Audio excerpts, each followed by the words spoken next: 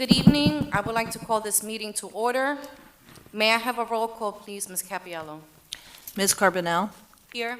Mr. Cohan, Present. Mrs. Conte-Mackey, Mrs. Faria, Present. Mr. McDowell, Mrs. Manisi, Mr. Nasta, Ms. Santana, Present.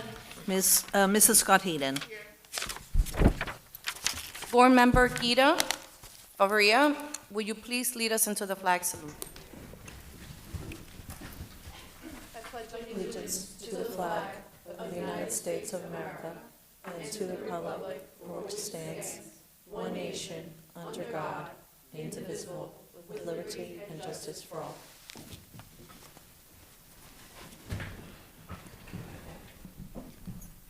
Board Member Gita Faria, will you please read the mission statement? The mission of the Township of Union Public Schools is to build on the foundations of honesty, excellence, integrity, strong family, and community partnerships. We promote a supportive learning environment where every student is challenged, inspired, empowered, and respected as diverse learners. Through cultivation of students' intellectual curiosity, skills, and knowledge, our students can achieve academically and socially and contribute as responsible and productive citizens of our global community. Ms. Kuhn, please read the Open Public Meetings Act statement. Good evening. In accordance with the provision of the New Jersey Open Public Meeting Act, the Township of Union Board of Education has caused notice of this meeting to be published by having the date, time, and place thereof published in the Star Ledger and Union County local sources, posted in the administrative building of 2369 Morris Avenue, Union, New Jersey, filed to Township Clerk, and mailed to all persons, if any, who have requested said notice. The Board of Education offers members of the public an opportunity to address issues regarding items on the agenda or on any issue. Individuals need to identify themselves by name and address. Public comment is limited to 3 minutes. Issues raised by members of the public may or may not be responded to by the board. All comments will be considered, and a response will be forthcoming if and when appropriate. The board asks all members of the public to be courteous and mindful of the rights of other individuals when speaking. Comments regarding students and employees of the board will not be responded to by the board, Madam President. Thank you so much, Ms. Kuhn. The board will now go into executive session to discuss personnel and legal issues, and action may be taken. May I have a motion to move into executive session?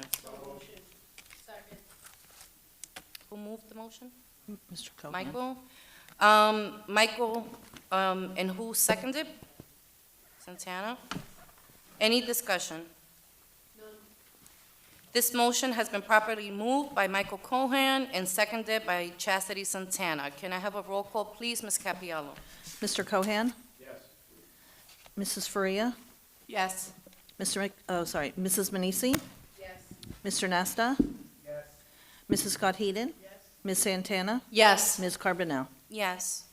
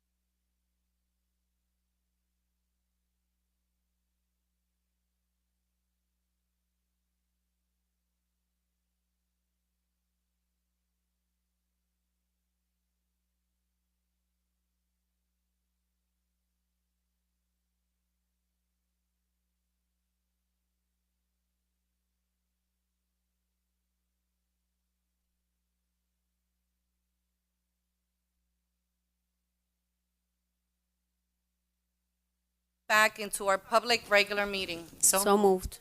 Second. This motion has been properly moved by Nancy Manisi and seconded by Chastity Santana. Can I have a roll call, please, Ms. Capiello? Hold on. Mr. Cohen. Yes. Mrs. Conte Maki. Mrs. Faria. Yes. Mr. McDowell. Yes. Mrs. Manisi. Yes. Mr. Nasta. Mr. Nasta. Mr. Nasta. Here. Mrs. Scott Heeden. Yes. Ms. Santana. Yes. Ms. Carbonell. Yes. Approval of the minutes. May I have a motion to approve the following minutes? So moved. And Second. seconded by Ms. Santana. Approved, I'm sorry, by Ms. Scott Hayden. I apologize for the hyphenated names. And Ms. Santana. Seconded by Ms. Santana. Roll call, please, Ms. Capiello. Mr. Cohen. Yes. Mrs. Conte Maki. Mrs. Faria. Mr. McDowell. Yes. Mrs. Manisi. Yes. Mr. Nasta. Yes. Mrs. Scott Heeden. Yes. Ms. Santana. Yes. Ms. Carbonell. Yes. Next, we will have our communications that are reflected on personnel and operations agenda.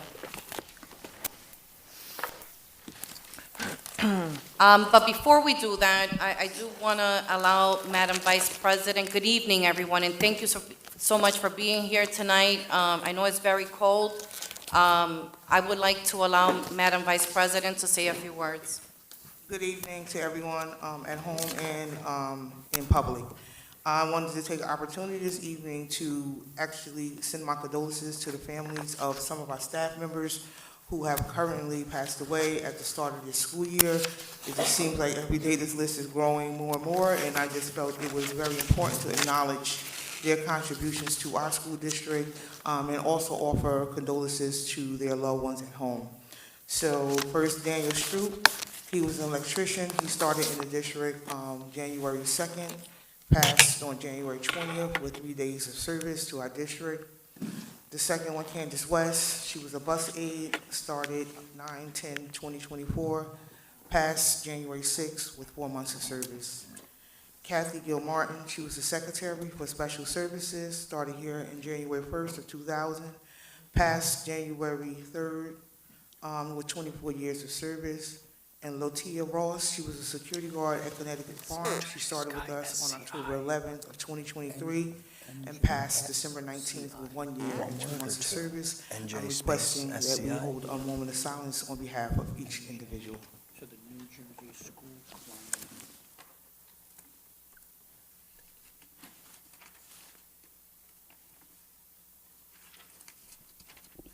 Thank you. Thank you.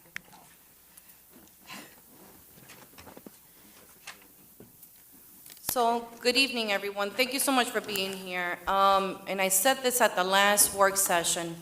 One of the things that we reserve the right to is to continually grow and improve. And as we reflected back, one of the things that we heard loud and clear was greater communication on behalf of the board, as well as greater transparency. While there are a number of items that we cannot discuss in public session, we do have an opportunity and will be taking that opportunity to provide you with more information about the work that we do behind the scenes. So starting with this meeting and subsequent meetings, one of the things that we are going to do is provide you with the committee meeting presentations from our co-chairs, as well as any special committees.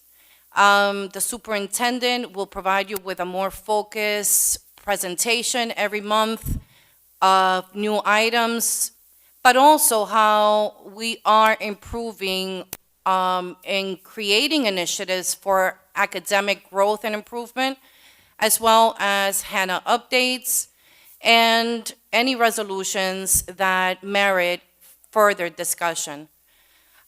With that said, I would like to take a moment to thank you all for being here tonight. As we begin the public comment portion of this meeting, I want to remind everyone that we value your input and appreciate your time and effort in sharing your thoughts and concerns. As Ms. Schoon stated previously, I ask that all comments be respectful and constructive, and that we refrain from calling out, yelling, or any disrespectful language. Each speaker will be given 3 minutes to address the board. Please remember that while we are eager to hear your perspective, we may be unable to engage in a back and forth dialogue during this portion of the meeting. However, your comments will be carefully reviewed and taken into consideration by the board, and if feasible, the superintendent or designee will respond to questions in real time or provide a response at a later date. Thank you so much. With that said, I invite our first speaker to please approach, Ms. Susan Lipstein. Good evening, Hi, Ms. good Lipstein. evening. Nice to see you. It's Susan Lipstein, 2569 Jackson Avenue, and I'm talking at this moment as representing the Township of Union Education Foundation. You can see that we have a communication, a request for the use of Jefferson School for our spring reception on May 15th. And I wanted to just let the community know a little bit about us. We started in 2001. We went to the board. I don't think anybody even here was around in 2001. And concerned citizens, interested citizens wanted to start an education foundation, and the board was very appreciative and supportive. And I mentioned Nancy Manisi's brother, Ron Manzella, was on the board at that time. The foundation is a totally separate charity. We are separate from the Board of Education and the Township School, but we have always worked cooperatively with the district. We gave out our first grants in 2002, and but this point, every school, every subject, every grade level has received a grant, and we've given over $250,000 in materials. What we do is we ask the teachers, what do you want? What do you need? We get a grant application from them. That application is signed off by somebody in the front office before we even see it, so we know it fits the curriculum guidelines of the district. The grant applications come to me. I remove identifying information. They go to a grants committee that's made up of educators, and then we decide and we vote and we award the grants. And you know, we've been doing this for a long time, and I think at this point in time, I think you can understand how something like this, donations from the community and grants to teachers, are probably needed more than ever. Times are not going to get easier for schools, I'm afraid. So I look forward to using the school, seeing you at our function, and keeping you apprised of what we do with our grants, because we ask the teachers to give us a mid-year report. We then forward it to the superintendent. We're in constant communication with the superintendent on the grants, what we've given out, and then, of course, the board accepts the donation of materials once we've ordered them. Thank you. Thank you. Superintendent's report?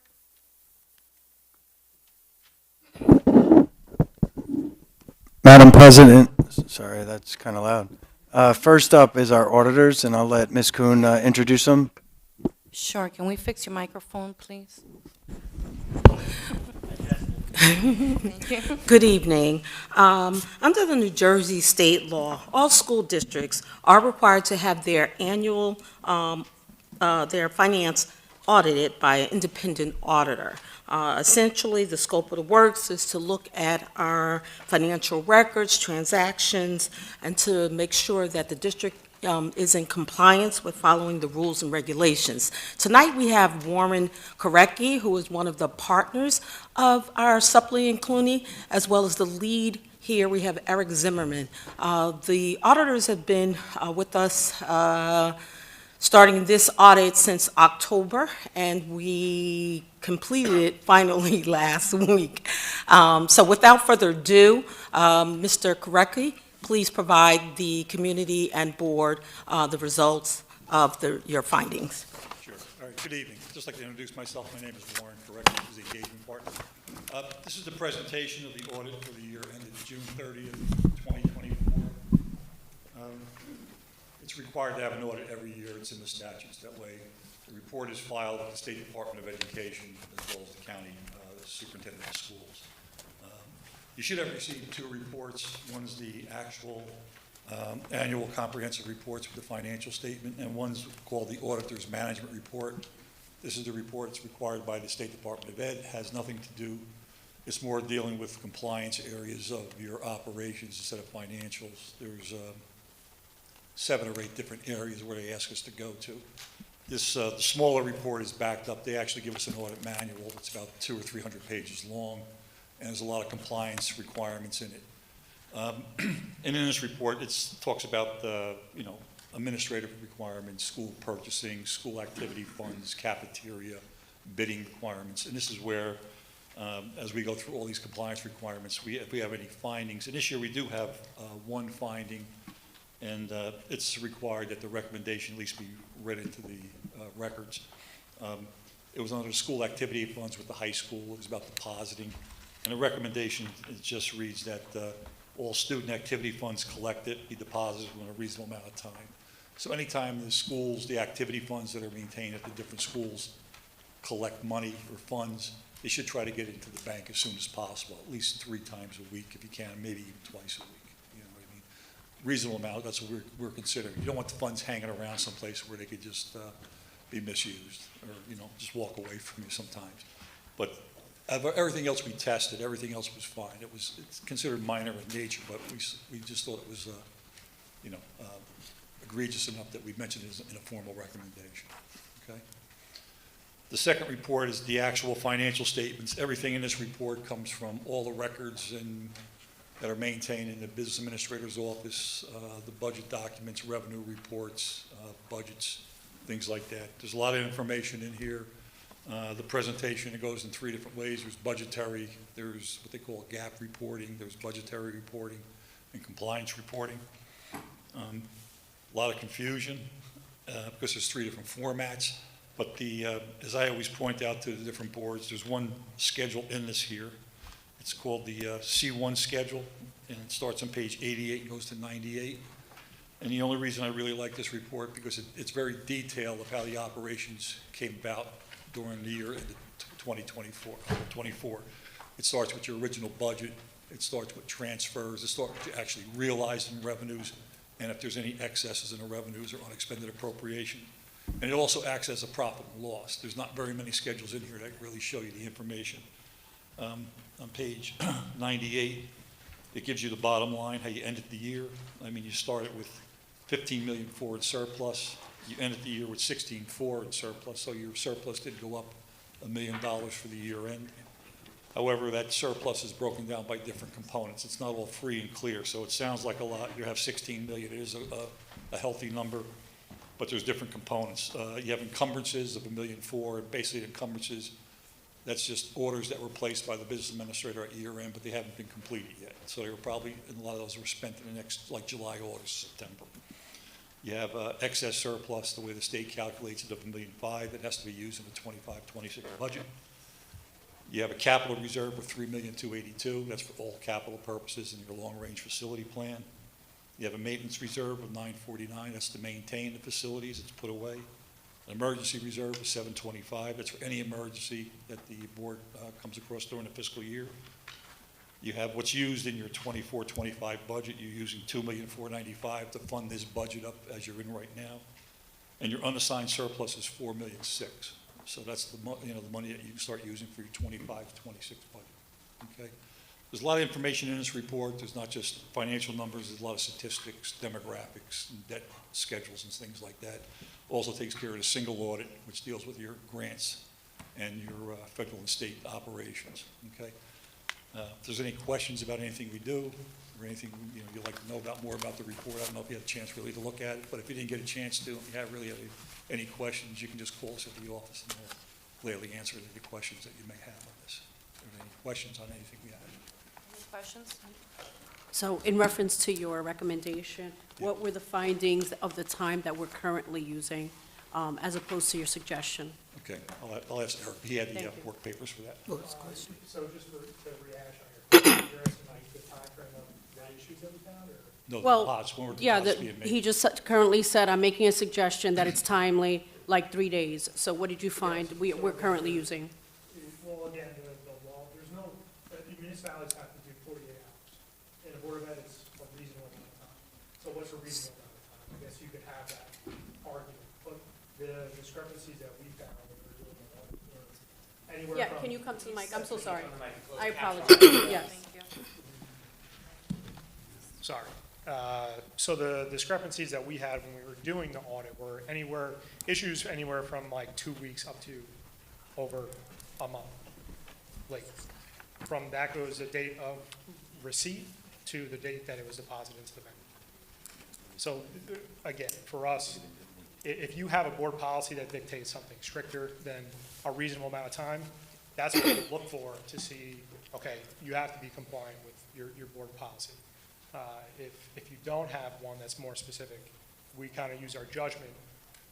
And if you have a couple that are, a few days, a week, we're not going to make a big deal about it. But this was more egregious than that. And that's what. And it also depends on the amount, you know what I mean? If you have $10, I mean, we're not going to say run to the bank, within an hour or something like that. But if you have a couple of $100 and it's all in cash, we suggest you get to the bank as soon as possible. Thank you for that. Thank you. Mr. Cohen? Yeah, I was going to hold this until the report of the fiscal committee, but I just, first of all, I'd like to thank Mr. Korecki and his colleague from Suppley for their work on our behalf every year, because this is one of the most important things we need to do in our accountability to the public, is to make sure that they know that we're using the funds they provide to us through their taxes for the purposes that they're intended. But on the finding and the question that Ms. Santana asked, Mr. McDowell and I did discuss with Ms. Kuhn the possibility that we ask the policy committee to review our current policy and place some strict parameters on that based upon her recommendation so that we don't have this recur. We were very concerned about it because we know of history at Union High School where there were a large number of funds kept in the school and they were missing, like a lot of money. And we need to make certain that we comply with this, or we make certain we remedy this finding so that we are never in that situation again. Thank you. Thank you, Mr. Cohen. Anybody else? And I certainly agree with you. It's not just, though, creating the policy, it's monitoring that the policy is being adhered to and addressing those that do not. So thank you so much, gentlemen. Okay, thank you. Thank you. Superintendent.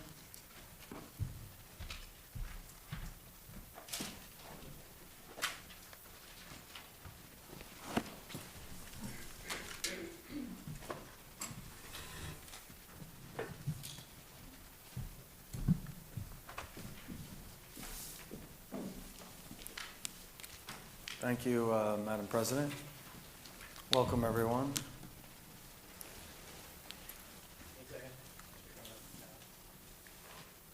So I'll get into our report tonight.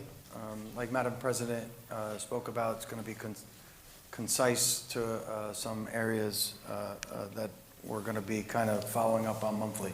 So first, I just wanted to talk about a little bit about education and some of the things we're doing different than we did in the past. As you see, our curriculum team is looking to continuously create school improvement, and this is one of the models where we're utilizing data ongoing, and it's just it'll keep going over and over again. The one I wanted to highlight tonight, as you could see, we talked about in internal benchmarks, the culture and climate, state assessments, SCIP teams, and their how they impact our school district. But I want to talk about something new, our walkthroughs. So we already started doing walkthroughs, which is going to, over the course of this rest of this year, give us 500 plus additional data points that we could use within our decision making. And it's very simple for our administrators going in there. We made it, this is the first kind of level of walkthroughs where we're just trying to gather as much data as we can to see what's going on in that classroom. we spoke about this in the past, about what is going on in that classroom. You know, it came up when we were talking about how much time allocated in certain areas.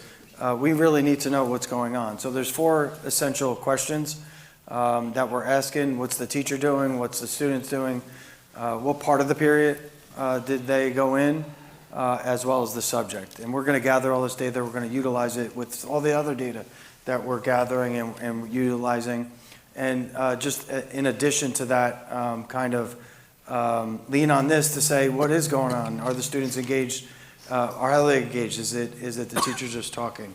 So I'm really interested in, now that we're collecting this at the end of the year, kind of summarizing for the board, what do we see?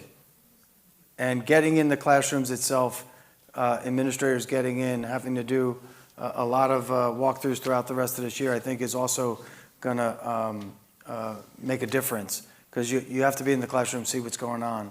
But it's going to be very valuable to us in the future, really to, again, impact our education and what we're doing in our classrooms. So Hannah Caldwell, I just wanted to give a brief update on where we're at, some of the things we're identifying.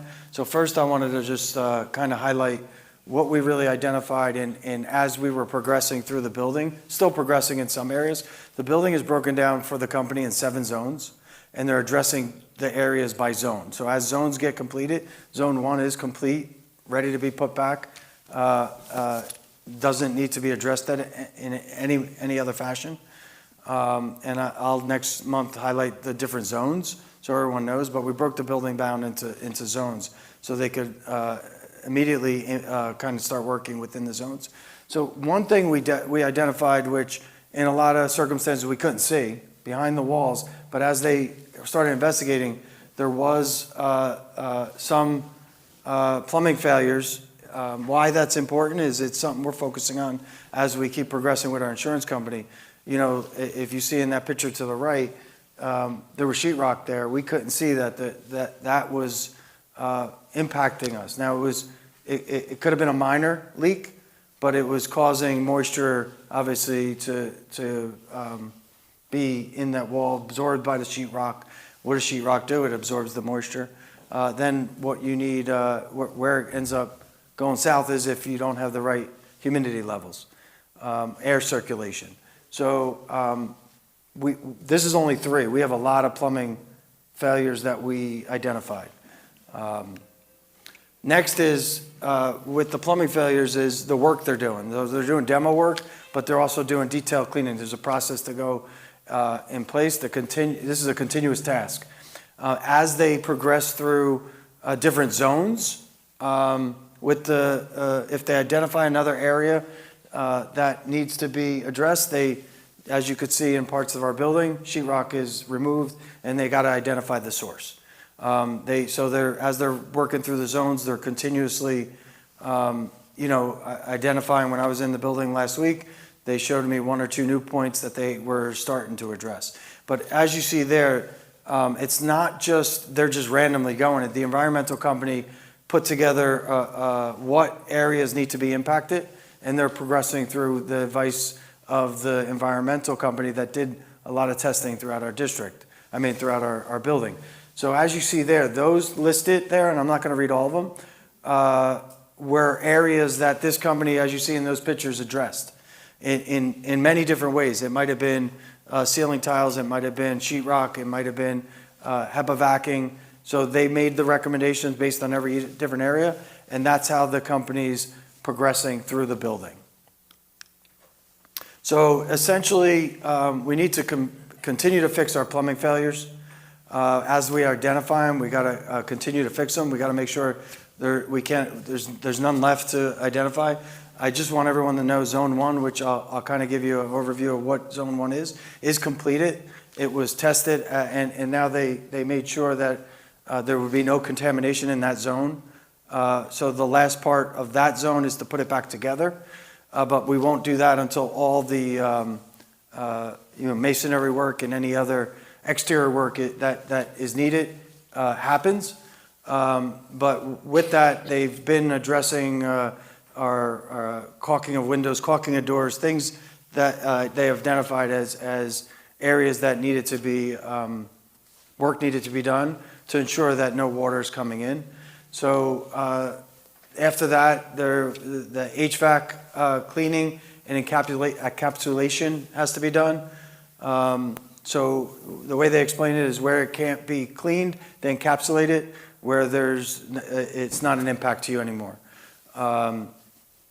So that still, I just want everyone to know we're still on date right now for June 1st to be completed.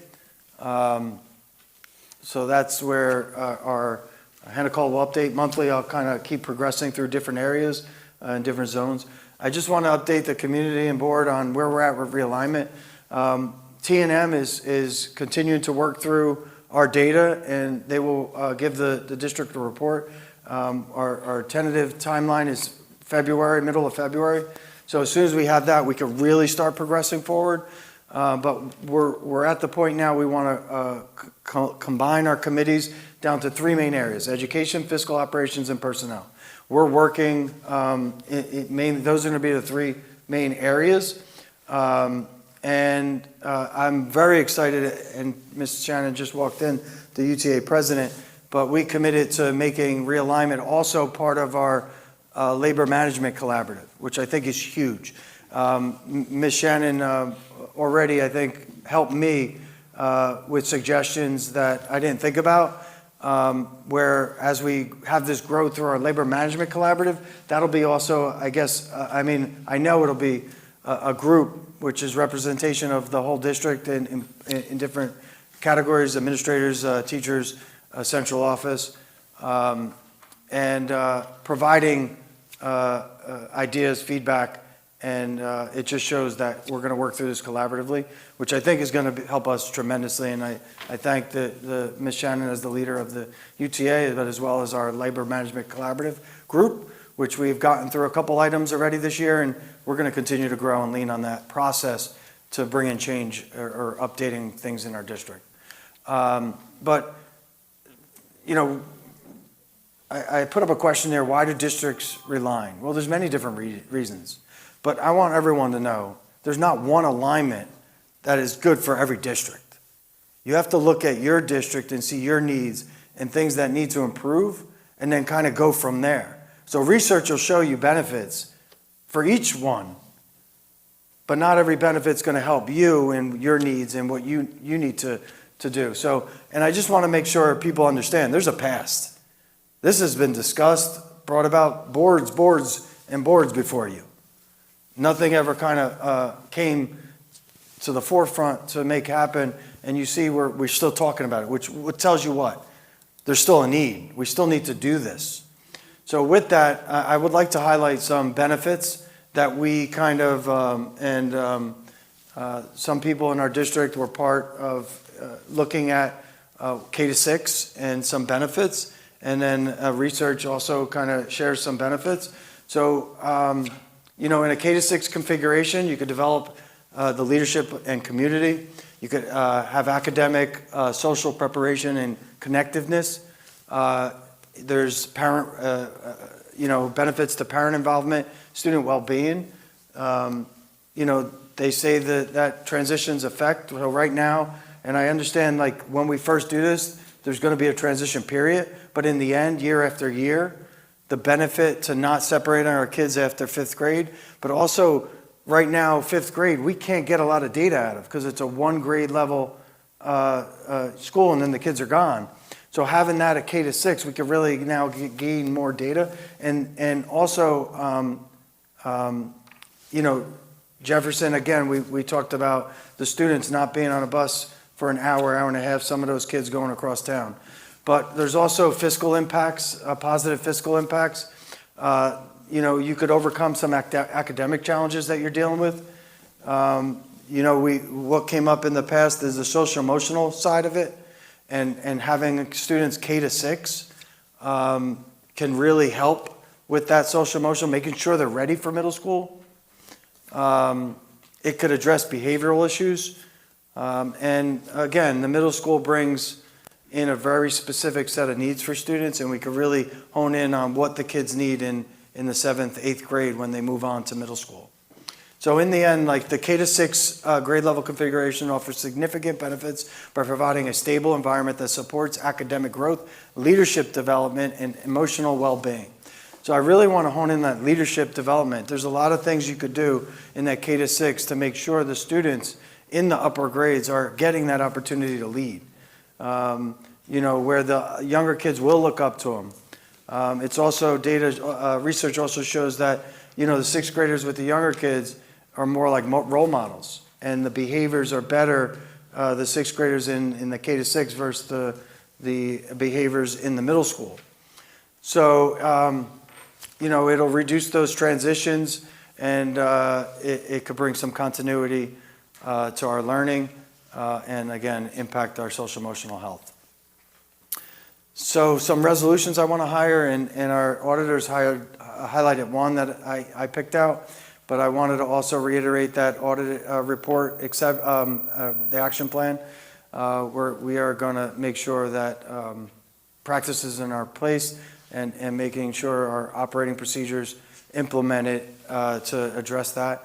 But I also wanted to highlight E11, the equivalency application, and why is that? So part of New Jersey CUSAC, which we're going through this year, for the 25-26 school year, we were able to submit for approval an equivalency application, and they will use a formula with instruction and program instead of kind of looking at just proficiency. So they're looking at growth. So they allow you to get points based on that, just so, and this is something that the state allows you to apply for. We did. We will be asking for approval on that application. And then I just want to highlight the sidebar that's on the board meeting tonight for approval. It is something that the UTA and leadership worked on years ago. However, it was never brought for board approval. Previous administration never brought it to the board for approval. So it's just kind of now getting it approved, what we agreed upon to do. The last thing with this is I want the community to know to look out for one-click check-ins. We're trying to get community feedback, but we want to make it simple and easy. There's a way to sign up with text messaging, and that was put out. So please, go through that. So then you could receive these one-click check-in surveys. We're going to ask one question that we want to know data on. One simple question, maybe one a week. Maybe we want to do two. It might be on your thoughts on cell phones. It might be on our realignment. It might be on maybe lunch recess. It could be on anything so we could hopefully get a lot of community input. It's just another way I want to try to engage the community.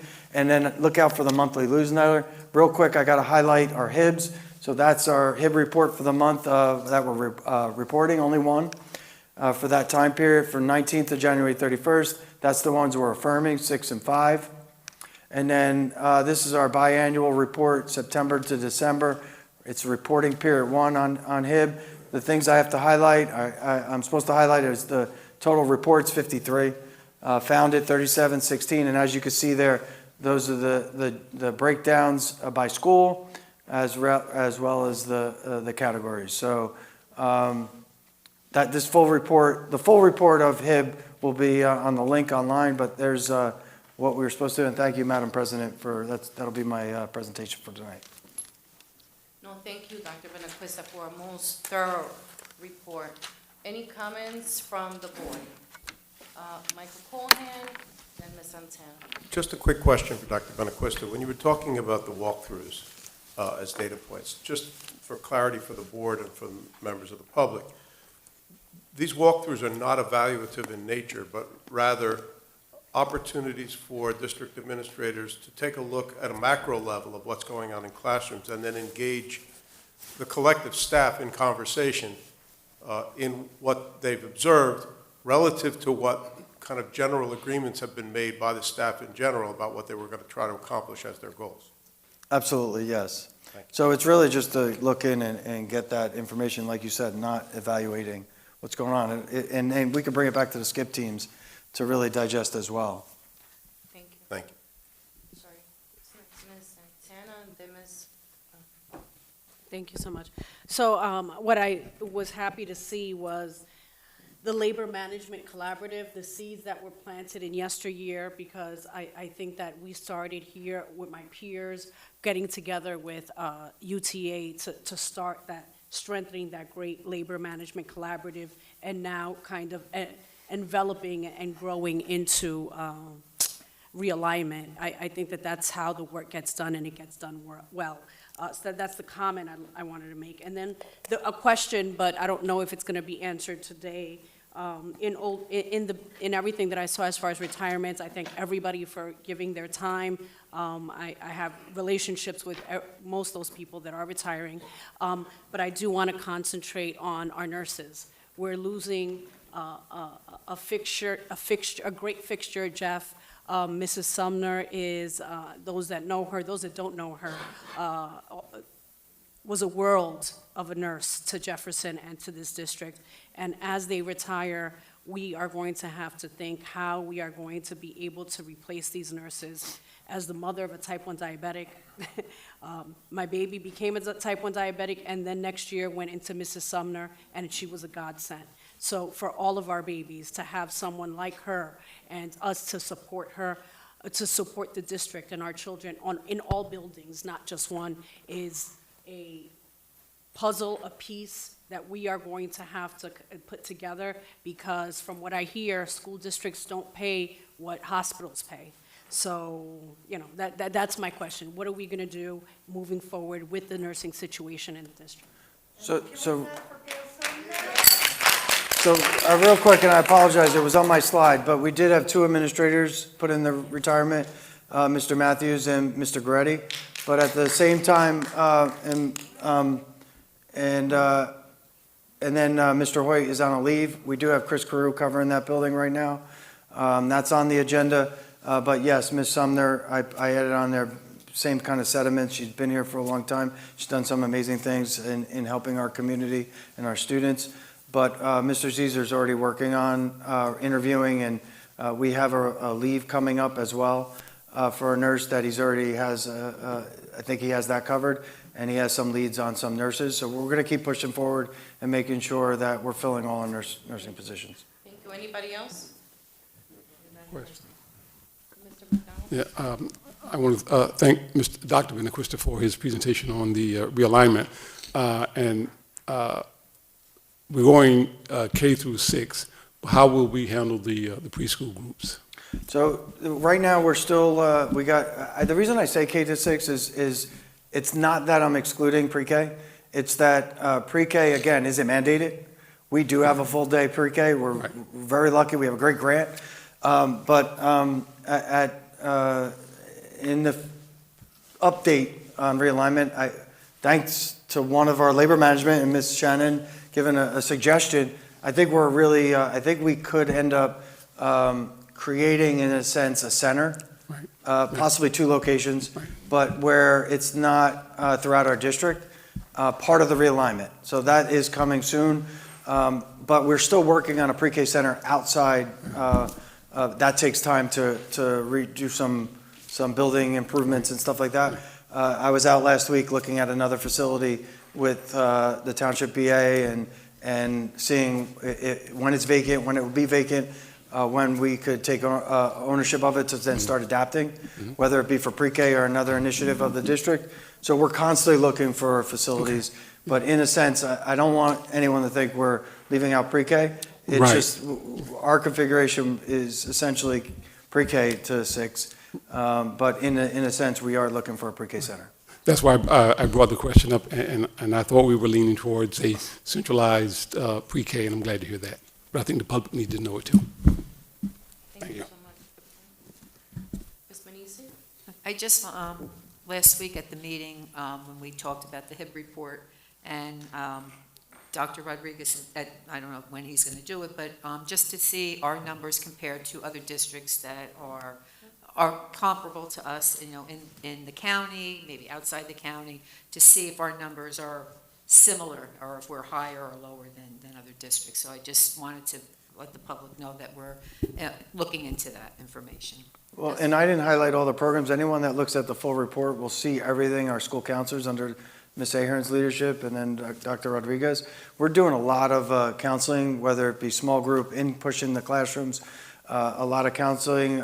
We speak to parents over conclusions of investigations and bring them to the table of letting them know how we could kind of help and they could assist us with that. So there's a lot of different things we're doing, not just, some are discipline, but the highest number I believe in the report was counseling, which is the most important, and our counselors do a lot. I want to say, I don't have data in front of me, but it seems like our numbers are less than they've been in the past. So I'm hoping it's because of all the things that we're doing. And remember, the board approved our own mental health clinicians in district, which now we're helping a lot more students, so. Thank you. I have a motion here to approve the resolution recognizing January 2025 as School Board Recognition Month. So yes, and we started this last year. The school board's administration does recognize the board members and asks, and I support how much work that board members do and don't get recognized. So this is the month to honor what you guys do, and I just want to say thank you on behalf of the whole district and how you advocate for our students and our community. And it's just a small token of a resolution of saying thank you in a sense. And it's the School Boards Association that asks districts to recognize this, because it sometimes goes unnoticed. You put in a lot of time and energy. So I just appreciate it. On behalf of the board, I would like to have this resolution recognized and approved. Well, thank you. I'll definitely move that resolution. Is there a second? I would love to second it. Thank you, Ms. Santana. Roll call, please, Ms. Capiello. Mr. Cohan? Yes. Mrs. Conte-Mackey? Mrs. Faria? Yes. Mr. McDowell? Yes. Mrs. Manisi, Yes. Mr. Nasta? Yes. Mrs. Scott Heeden? Yes. Ms. Santana? Yes. Ms. Carbonell? Yes. And for those of you that were there last week at the work session, I got the glasses, so thank you. Next, we will have the Education Student Discipline Committee Chair, Ms. Manisi and Ms. Faria, to present the resolutions that will be voted on tonight. Before the resolutions, I just want to give a little bit of an update of some of the things that are going on in the district. Some of the work was already shared by Dr. Benacuesta, but I wanted to add on some of the things that are happening. So it was shared with us, we're approving tonight curriculum for science K-5. The district has created a 5-year plan where we continuously review curriculum using a new program called Rubicon Atlas, which allows to have great access for the teachers, lesson planning, and also just to be available and have all of the curriculum maps and all of those documents in one central location. So for science, we're going with Into Science for grades K2 and Generation Genius. So this is allowing students to have more hands-on approach for science. We also were updated in math. So one of the things kind of like was shared with the internal benchmarks is that we now have common assessments through the use of Linkit. And what that allows us to do is for the instructional coaches to really be able to provide information to teachers beginning at the start of the units, where it allows them to prioritize what are the big ideas. The teachers then teach it because it's common assessments, then able to look at all the data from all the students across the grade level and be able to determine what are those points that need to be retaught that maybe some of the students didn't do really well on. And the instructional coaches are then working with the teachers to have a reteach for those. So we're happy to see that we're using that data in a meaningful way, and we're looking forward to see how this might impact our achievement. Also really important, our district continues to apply for grants. So we're receiving a grant, $375,000 for school-based mental health grant. This allows for SEL curriculum, professional development, and the school psychology extern program. And additionally, the district applied for 4 more grants, 3 of them through the New Jersey Department of Education on climate literacy and resilience in the community, 1 for extending computer science courses in the high school, and 1 for esports industry career exploration. and then one from the local recreation improvement. This allows to make improvements to the schools, so some of the past projects have included the playgrounds at the elementary schools.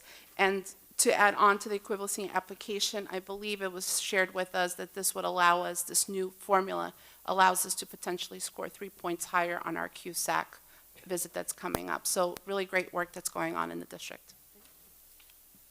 That was great. Thank you so much, Ms. Faria.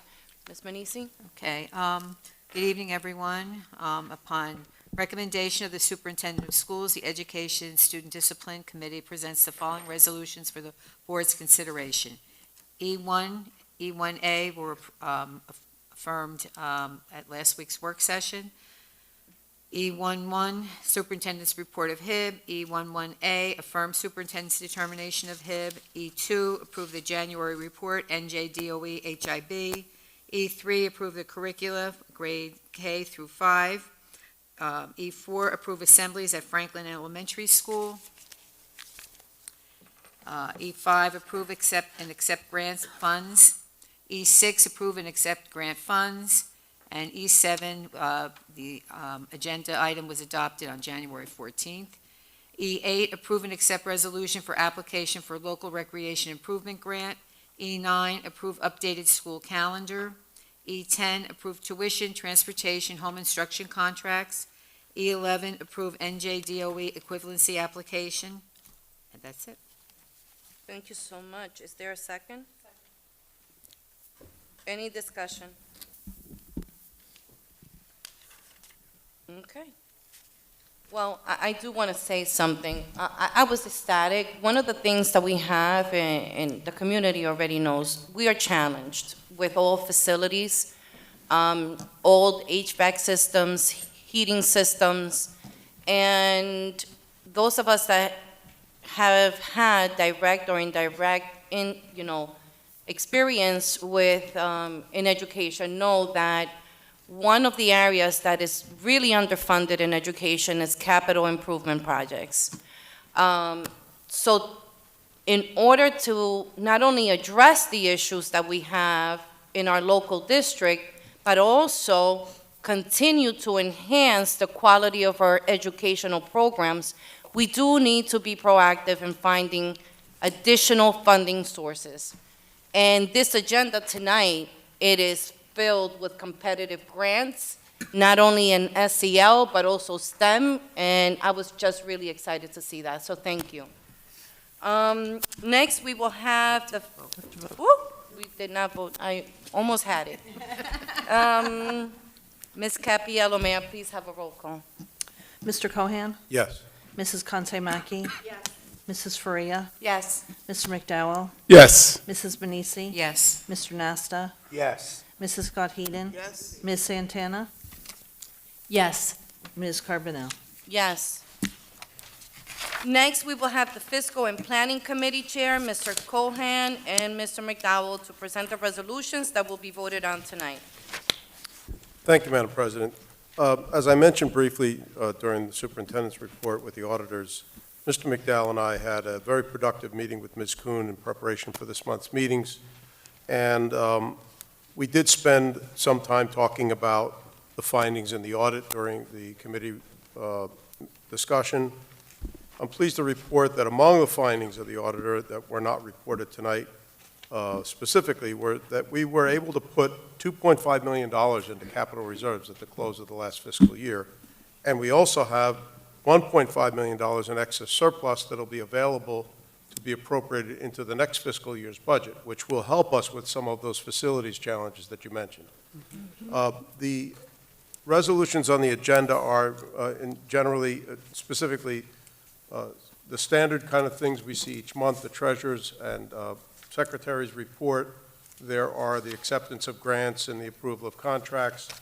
But I would like to call attention to two items that were also mentioned by the auditors originally, that there is going to be a corrective action plan relative to that finding from the Union High School Student Activities Funds. Ms. Kuhn's going to meet with the staff to discuss that corrective action plan. We will be approving that tonight in the resolutions. And there is also a resolution to enter into a cooperative agreement with Bergen County for shared services purchasing that will enable us to gain economies of scale because of large-scale buying. Okay? That concludes my report. Thank you. Thank you so much, Mr. Cohen. Mr. McDowell? Thank you, Madam President. F1. Upon recommendation of the Superintendent of Schools, the Fiscal and Planning Committee presents the following resolutions for the Board's consideration. F1 is the Treasurer's Report. F2 is the Secretary's Report. F3 is to certify the Treasurer's and Secretary's Report. F4 is to approve the appropriation transfers. F5 is to approve the list of contracts and purchase orders. F6 to approve district-wide travel and related expenses. F7 was voted on and approved last week. F7A approved district-wide student field trips. F8 approved list of 2024 and 2025 state contracts and approved vendors. Approved F9A is to approve the list of contracts and purchases for student activities, and they are listed here on the agenda. F9B is to approve fundraisers, and they are also listed here on the agenda, and the purpose for those fundraisers. F9C is to accept donations, and you can see there are donations listed there for the high school and for several of our elementary schools. F10 is to approve the 2024-2025 out-of-district student placement list. F11 is to approve contracts, Commission for the Blind and Visually Impaired. F12 is to approve the NJ-DOE Joint Transportation Agreement. F13 is to approve Student Transportation Contract, DCF, State of New Jersey. F14 is to approve Transportation Service Agreement. F15 is to approve the acceptance of grants, which Mr. Cohen mentioned a little earlier. One of those grants is the Child Assault Prevention, and that's for grades 1 and 5. And there is another for grade 8, which is also Child Assault Prevention, Bullying Prevention Program. So we've accepted those grants. F16 is to accept Annual Comprehensive Financial Report and Management Report, which we heard tonight from our auditors. F17 is to approve the Corrective Action Plan, which we also heard from our auditors. F18 is to approve participation in the Cooperative Pricing Agreement, and as Mr. Cohen mentioned earlier, so that we can have make some gains in economies of scale, purchasing scales. F8 is, F Attorney, that's an item that's not to be voted on tonight. So, Madam President, I presented these resolutions on behalf of the Financial Committee. Thank you. Second. Thank you so much. This motion, no, I'm sorry, any discussions? I had a comment. Mr. Cohen, just in reference to what you had said about what the auditors say, at times the perception of a board member is that we can kind of walk in to the high school and say, oh, Secretary, did you deposit that check? But we realistically know that we can't handle the day-to-day. We are tasked with oversight, policy, process improving, and policy making. And this is how it's done. We start here, putting those policies into place so that when it gets to where it needs to go, they have guidelines. If you have, for example, if you have X amount of money, it has to be deposited in such and such time. And then we have checks and balances in place. So we have to do our due diligence to make sure that these policies are consistently set forth and the correct auditing procedures are in place. So I thank you for all that you do, and that's the comment that I wanted to make. Thank you so much, Ms. Santana. This motion, anybody else? No?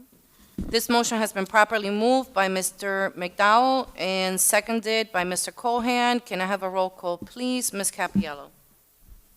Yes. Mr. Cohen. Yes. Mrs. Contemaki. Yes. Mrs. Faria. Yes. Mr. McDowell. Yes. Mrs. Manisi. Yes. Mr. Nasta. Mr. Nasta. Okay. Mrs. Scott Hayden. Yes. Ms. Santana. Yes. Ms. Carbonell. Yes. Next, we will have the grievance and Negotiations Chair, Ms. Santana, present the resolutions that will be voted upon tonight. Thank you. And just in summary, this was exactly what Dr. Benaquista was talking about earlier. We're approving a sidebar agreement earlier that had been done a few years ago with the UTA for employment of different BCBAs and different positions. So upon recommendation of the Superintendent of Schools, the Grievance and Negotiations Committee presents the following resolutions for the board's consideration. G1, approve sidebar agreement with the UTA. Second. Thank you. Any discussion?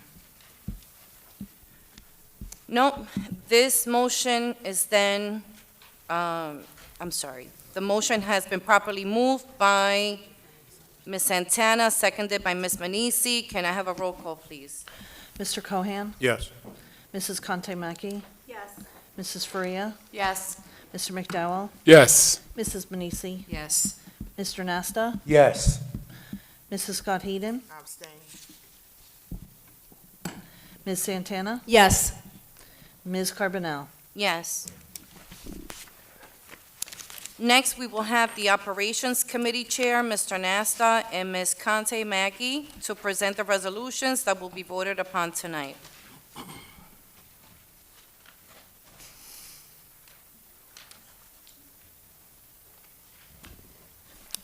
Madam President, before Mr. Nasser reads the resolutions, I want to thank you for bringing light the infrastructure of our buildings. It is a statewide problem with the age of most of our buildings, and with the committee and working with our administration, we are collectively trying to figure out ways how to work around it until we get some much-needed resolution and help.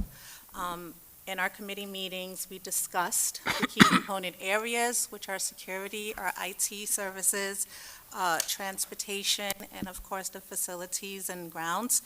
And in that, we do know that we have to create a long-range plan to really address a lot of the issues that will come to light and has come to light. But Greg and I really want to thank our community, our team members for such a hard work and the due diligence in, basically working with what we got in-house, as well as all of the people that were contracted to help us. So I will turn it over to Greg to read the resolutions. Thank you. Thank you, Ms. Conte-Mackey. Mr. Nasta. Thank you, Madam President. The Operations Committee resolutions, under recommendation of the Superintendent of Schools, the Operations Committee presents the following resolutions for the board's consideration. 01, approve security drill bus evacuation reports. 02, approve submission of anticipated facility requests. We had a discussion item 03, but that has been tabled administratively. That is all. Is there a second? Second. Discussion?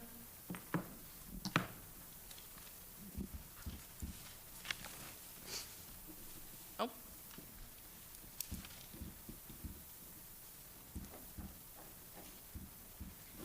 This motion has been properly moved by Mr. Nasta and seconded by Ms. Manisi. Can I have a roll call, please? Ms. Capiello.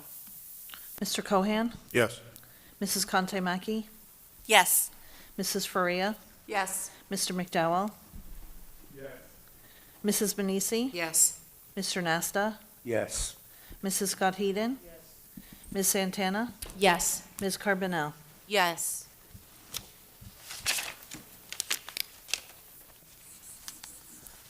Next, we will have the Personnel Committee Chair, Ms. Scott Hayden, and Ms. Santana to present the following resolutions that will be voted upon tonight.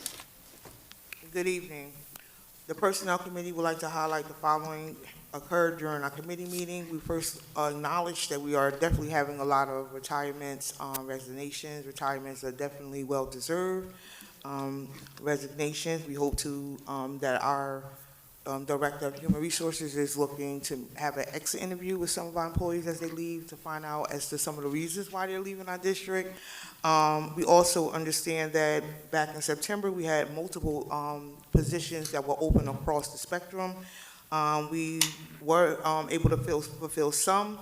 However, we currently have open positions for ESL, one full-time, one leave replacement. We're currently in the process of hiring an alternate route candidate. Spanish, we have one leave replacement and one full-time position also. And middle school ELA, we have one leave replacement. Special education, we have 8 full-time positions and 4 leave replacements. So with this agenda here, we do acknowledge that we are also having administrators also who are retiring, and just so that we are all clear, we know that across the whole country, there's definitely a shortage in education. So while that may be, we will do our due diligence to make sure that we look to hire and recruit some of the best talent that we can possibly find for our students. They deserve nothing less than that. So as a committee, we will be doing our due diligence to make sure that we are doing just that for our students. So thank you. And Ms. Santana will read the resolutions. Thank you. Before you do, I do want to also share with the community. One of the things that we do want to share is information, just like you share with us. And I believe the Department of Labor in 2023 released a report where they noted that about 1,200 individuals had actually gone to school for education and become certified and started working in the state of New Jersey. Now, if you consider that with the 610 school districts, that's about 2 teachers per district, at a time when there's a great number of retirements. So the challenge is real, and it is not only about attracting and retaining the top talent, but it is also about us internally considering other ways of doing things to make sure that instruction is not impacted. But with that said, I'm going to pass it to Ms. Santana. Thank you, Madam Vice and Madam President. Upon recommendation of the Superintendent of Schools, the Personnel Committee presents the following resolutions for the Board's consideration. We have P1A, that is personnel actions with new hires. We have P1B, which is personnel actions with extra pay. P1C, personnel actions of transfers. P2, with that we will be approving the substitute list. P3A is accept letters of resignation and retirement. P3B is approve leaves. And then I have P4, approve student teachers and internships. And I will be adding a resolution to approve the termination of employee ID number 8895, effective February 21st, 2025. And I will be adding resolution to approve the termination of employee ID number 13175, effective February 21st, 2025. Madam President. Thank you so much, Ms. Santana. Is there a second? Second. Ms. Conte-Mackey? Any discussion? Okay. Madam President. I'm sorry, Mr. I was going to hold, I have a comment that's loosely related to the comment that you just made during new business, but I'd just like to follow up on the comment that you made, that in my previous work before I retired, one of the things that I did was work with the deans of education of the schools, of the teacher preparation schools around the state. And I will tell you this, that, and I'll be retired 3 years on February 1st, even 4 and 5 years ago, pre-pandemic, enrollment in New Jersey teacher preparation programs had gone down in one school by 70%. Georgian Court University once had a thriving teacher preparation program that had well over 300 students enrolled, and in the last year that data was reported, they had 35. And those trends, that was the most drastic example, but the trends were true all across the state. Thankfully, Kane University, our neighbor down the street, still has a pretty robust teacher prep program.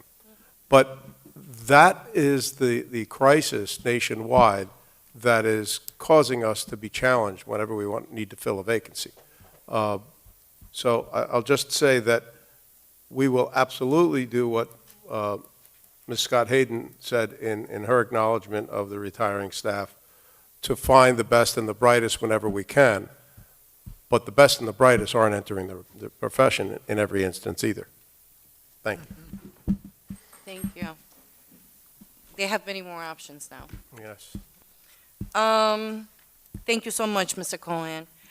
This motion has been properly moved by Ms. Santana and seconded by Ms. Conte Mackey. Can I have a roll call, please, Ms. Capiello? Mr. Cohan, Yes. Mrs. Conte-Mackey. Yes. Mrs. Faria, Yes. Mr. McDowell, Yes. Mrs. Manisi, Yes. Mr. Nasta, Yes. Mrs. Scott Heeden, Yes. Ms. Santana, Yes. Ms. Carbonell. Yes. Next, we will have the Policy Committee Chair, Ms. Manisi, present the following resolutions that will be voted upon tonight. Okay, upon recommendation of the superintendent of schools, the policy committee presents the following policy for the board's consideration, and this is a final reading. Policy 0164, conduct of board meeting.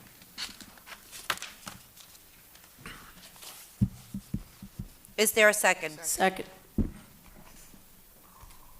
going to, any discussion? Madam President, just for clarity, for the benefit of the board, to make certain that everyone knows what the change in the conduct of the board meeting is. Please.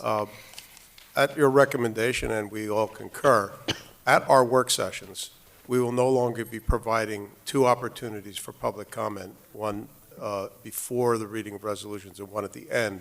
In deference to members of the public that come out for those meetings, we're going to provide that opportunity to address us at the beginning of the meeting, because very often we go into a lengthy executive session following the review of resolutions. So in order to ensure that members of the public have every opportunity to address us and bring their concerns to us, but not have to wait until possibly 11 p.m. on a weeknight to come back and follow up on an issue with us, we will be providing that early opportunity. If there is an issue that comes up during the board's discussion at the work session, the traditional early and late comment will be available at these meetings the subsequent week. Certainly. Yes, thank you. Thank you so much for elaborating on that policy, Mr. Cohan. The motion has been properly moved by Ms. Manisi and seconded by Ms. Scott Hayden. Can I have a roll call, please, Ms. Capiello? Mr. Cohan, Yes. Mrs. Conte-Mackey. Yes. Mrs. Faria, Yes. Mr. McDowell, Yes. Mrs. Manisi, Yes. Mr. Nasta, Yes. Mrs. Scott Heeden, Yes. Ms. Santana, Yes. Ms. Carbonell. Yes. Moving along, we will have the Residency Committee Chair, Ms. Faria, present the following non-voting resolutions. No, it's me. Ms. Manisi. Okay. Just wanted to note that R1, R2, and R3 are for informational purposes only. And so I just wanted everybody to know that these are students who were found to be non-residents and who voluntarily left the district. So upon recommendation of the superintendent of schools, the residency committee presents the following resolutions for the board's consideration. R1, report of students voluntarily transferred out of district through a residency investigation. R2, report of students voluntarily transferred out of district, residency hearing. And then the final total for through December 18th, 2024. We have seven students removed and 8 students voluntarily transferred. So we're speaking, if we look at a student pupil cost in a given year, we're talking about a good $20,000, right? Times 15. I hope we continue in that vein. So thank you.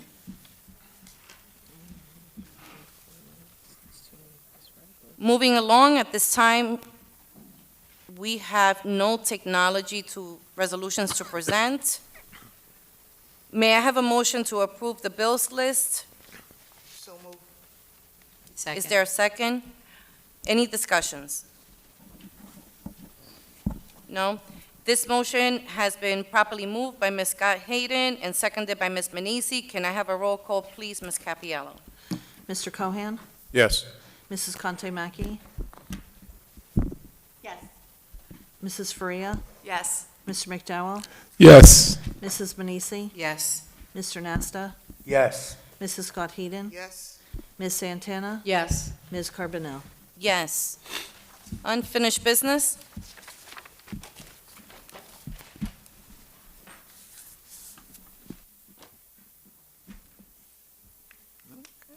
That's wonderful. I do want to say that in the spirit of greater collaboration, we will also take an opportunity to have a night out with our PTA Executive Board. We're very excited to bring the school leadership, district leadership, and PTA together for us to really kind of meet and get to know one another. And we could work more closely together. And that's going to be happening in February.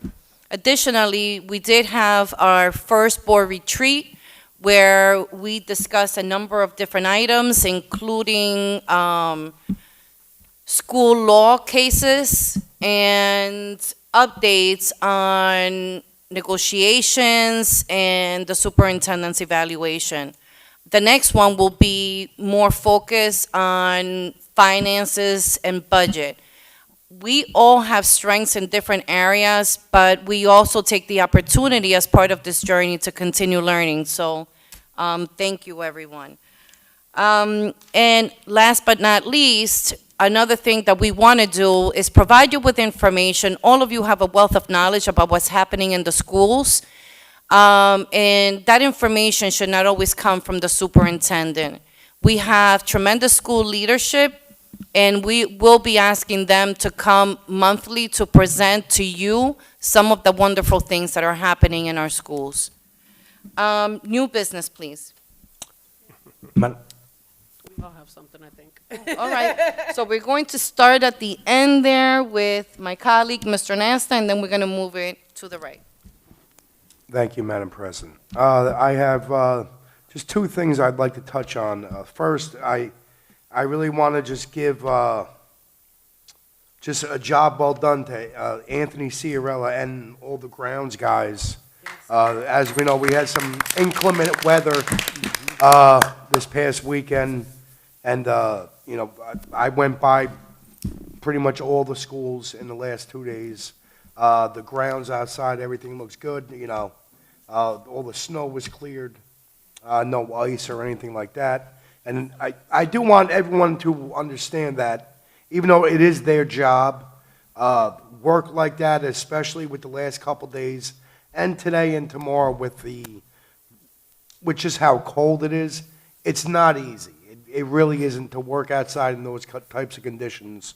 So again, you know, just a big shout out, I guess, to Anthony and the whole crew who were in here, you know, doing a real good job.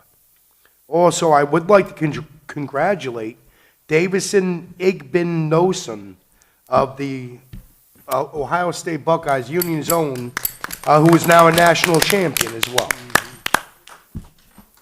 That's it. Thank you so much, Mr. Nasta. Mr. McDowell? No.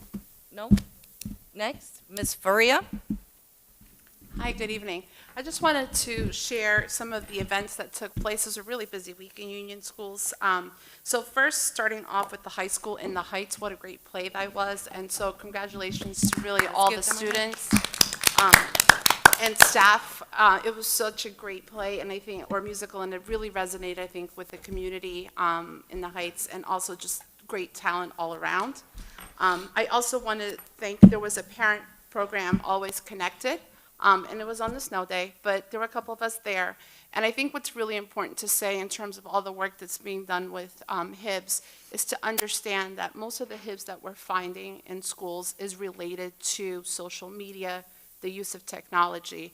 And that was a really informative meeting, and I wish more parents had attended, that talked about the dangers that our kids are putting themselves in when they're engaging in social media and kind of cybersecurity, and really how some of these platforms, even starting as early as with Minecraft or Roblox, are really creating these breeding grounds.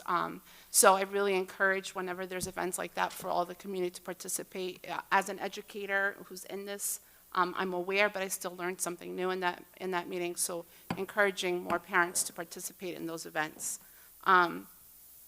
Lastly but not least, Battle Hill is going to be having a blood drive on February 6th.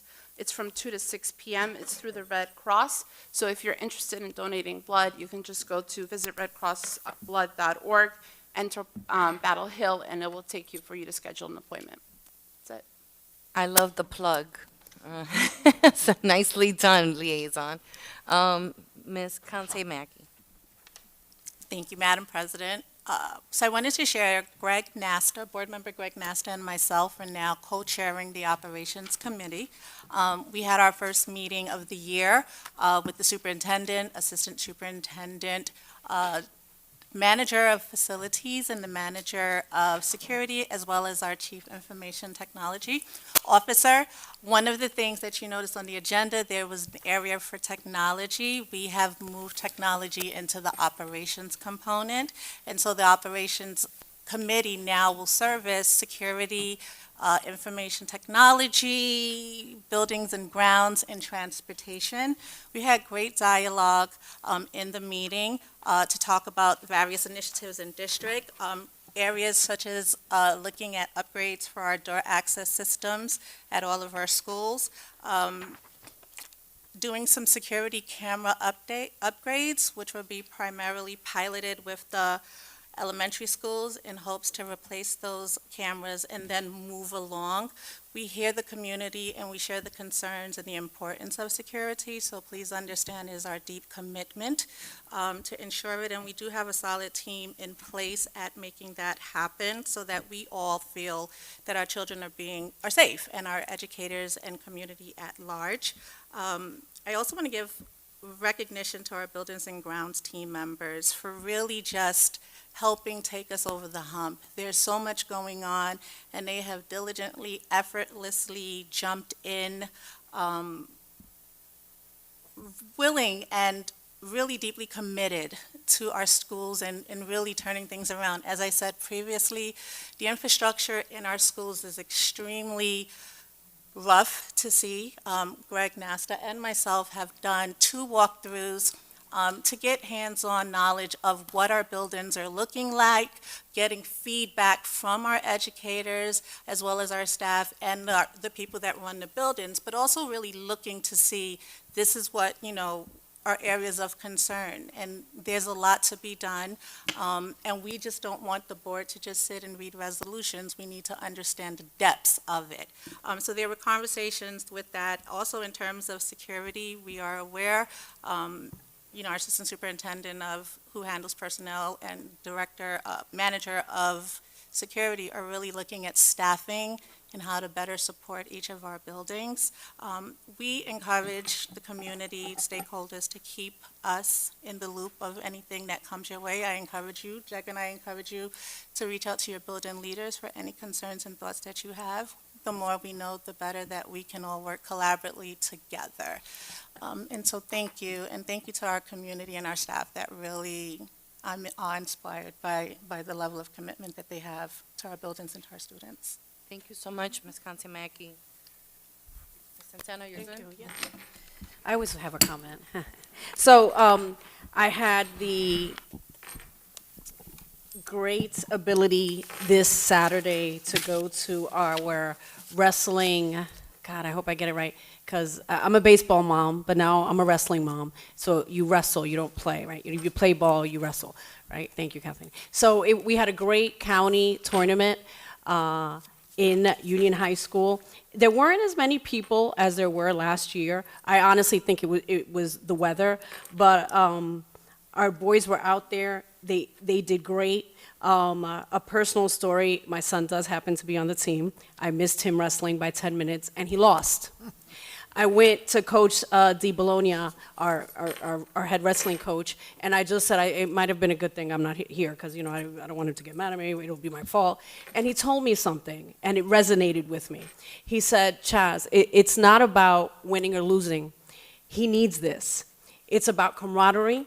It's about being a part of a team, and it's about people having your back. And as I was sitting there, it just felt that is what union is about. And I loved the whole entire moment. It was a great night. And then later on, it came to be that our coach, Di Bologna, and please keep me honest, Jerry, he was named the county coach of the year? Yes. He was named the county coach of the year. So thank you. Yes, thank you. I mean, not me, but thank him. He just, the effort that his whole team puts into the boys, and it is such a physical sport if you've ever watched a wrestling match. Our boys were out there, they were representing the U, and over, I think that we're getting to build up to what we once were. Cranford is a beast in the wrestling world, but I stand by you, and I was excited to be there over and over again. So I kind of wanted to say that. Next year, I think it's at the same time, please come out. I know, I'll hurry up. So Washington Elementary School, that's my school. I'm so excited. I'm part of the PTA and all that great stuff. When we have this gathering, there's going to be like a little bit of a competition, and I'm telling you I'm winning. I don't even know what it's about. I'm telling everybody I'm going to come back the next meeting. Washington is going to win whatever it is that we do. That's it. And then the last thing, I swear, so I'm black and yellow all day. I'm a Steelers fan. I was watching the Ohio State game just for him, and I was so happy that he won. And I will leave it there. Thank you so much. Thank you so much, Ms. Santana. I'm not sure if you're going to win. I'm just saying. No, black, we're done. just- It was 5 losses, girl. It was part No, of my I'm story. talking about the PTA Oh, competition. no, I'm Dix. just I saying. got you. Because be all of Washington. us are very competitive. Okay.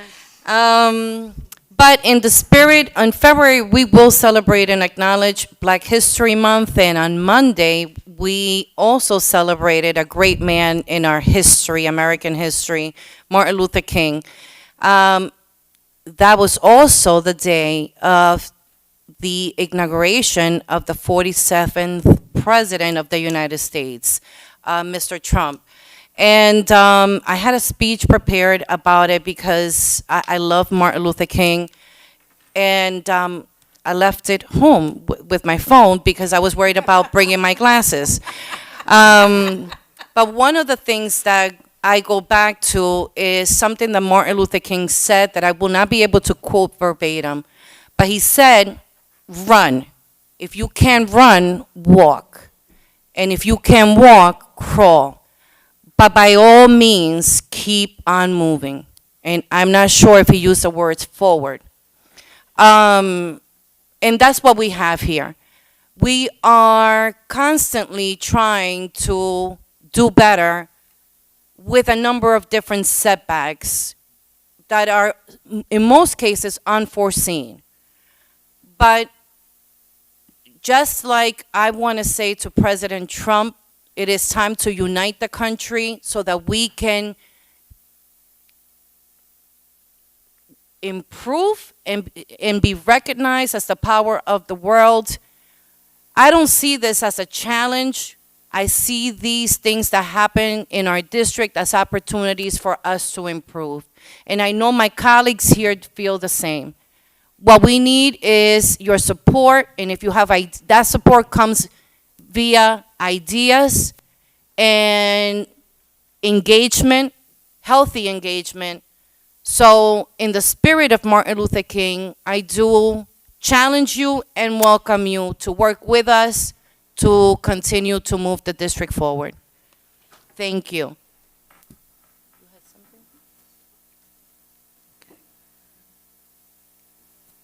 Okay, I just wanted to mention, I know it was mentioned last week, I think at our work session, but Battle Hill is doing a pasta dinner as a fundraiser. It's Friday, February 7th, 5:30 to 7. The teachers will be doing the cooking. And it's to raise money for scholarships in memory of Jason Lopes and Crystal Scretchen.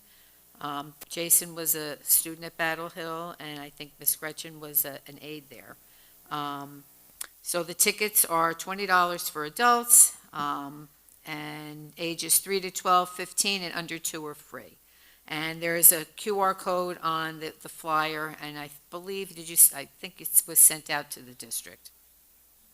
I just wanted to mention that, bring that up again, because we were there last year, Ms. Scott Hayden, myself, and Ms. Carbonell, and Ms. Williams, and it was wonderful. So please come out and support. Thank you so much. And Mr. Cohen, before I give the floor to you, I will be remiss if I didn't give a shout out. Last week's work session was extremely long, and we were cramped in a room, and it was rather hot. But I do want to give a shout out to Melissa, because your cookies made the day. Thank you so much. We did not want to eat them because we're trying to eat healthier, but at the end of the night, I believe that Tupperware was empty, and they were delicious. So thank you so much for thinking of us. And Ms. Brunsmeyer's, the wooden, and I don't want to make you emotional, but I have to recognize you. Those were just precious, and the story behind them, to just have a physical representation of when that baby, because they are all our babies, started with us, I thought was just beautiful. So I just wanted to recognize that. Thank you so much. Thank you.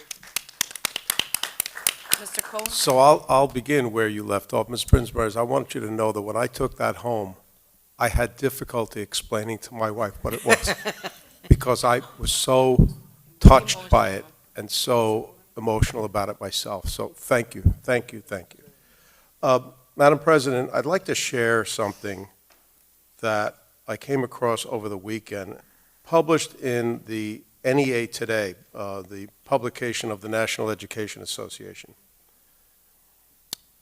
And it's related to that topic we spoke about earlier in the meeting about the difficulty of filling vacancies and so on.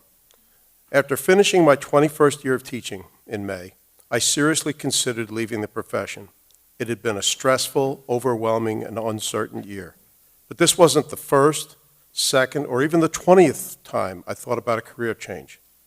And I'm sure I'm not alone. Ultimately, I decided to return because of my reality. I love teaching. I love being around my students. I love contributing to student success and happiness. And those words were written by a member of our staff, Mr. Nicholas Ferroni, who's a social studies teacher at Union High School.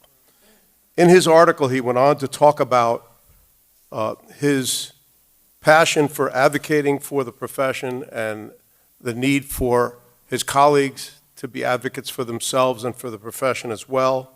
He talked about the mentors that he had and the exemplars he had in his own teachers when he was in Union High School as a student. And he also went on to say, I truly want my community to have the best schools possible. In my hometown of Union, New Jersey, I was fortunate to have amazing educators throughout his life, which was the introduction to him talking about his former teachers. I just want to thank Mr. Ferroni for his dedication to the profession and say to him and to all of our staff that we understand those challenges and we are trying to provide whatever support we can to Dr. Benaquista as he moves to try to change the culture in the district so that all of our educators, all of our families understand that their concerns are the things that we need to respond to. I know my colleagues have heard me say more than once when we are discussing issues, I want to know whether or not the association or the staff has been consulted so that we get their perspective, so that we make certain that all voices are heard and that we can continue to move forward together. I was very taken by the article. I've shared it with all of you and with Dr. Benaquista, and if anybody from the public wants to look for it, all you need to do is Google NEA Today, Nicholas Ferroni, and it pops up in your search. Thank you. That was a great way to end new business, Mr. Cohen. Thank you. Comments from the public.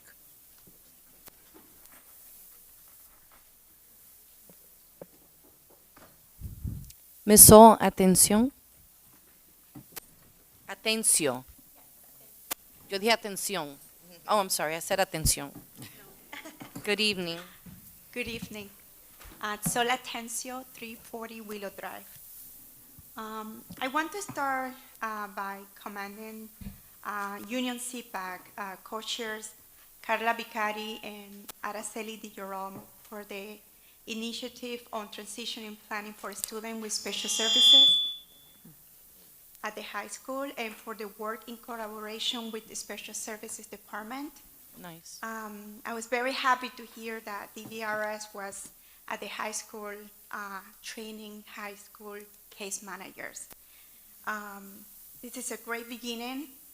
Union CPAC will be having future sessions starting on February again on the series of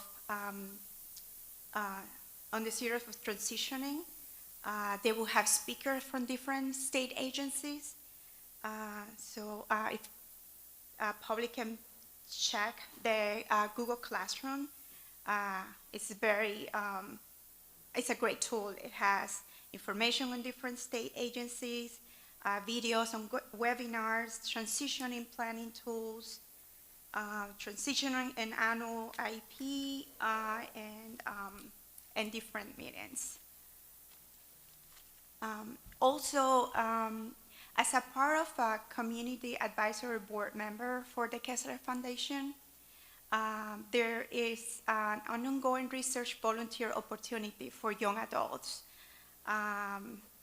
between 16 and 25. It's a communication styles of autistic individuals on the job. It involves like 2 to 3 hours of Zoom,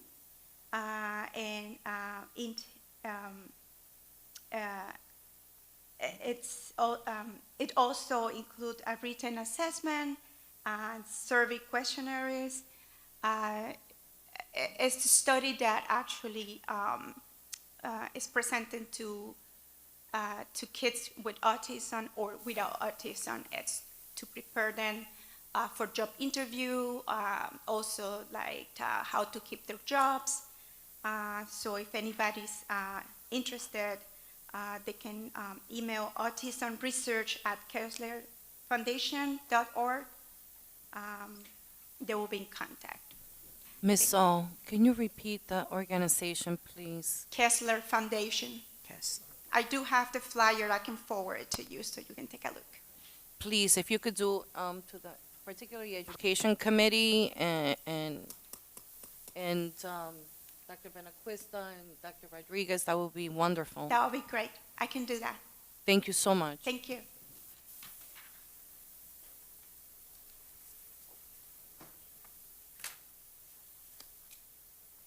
Ms. Virginia Jeffries.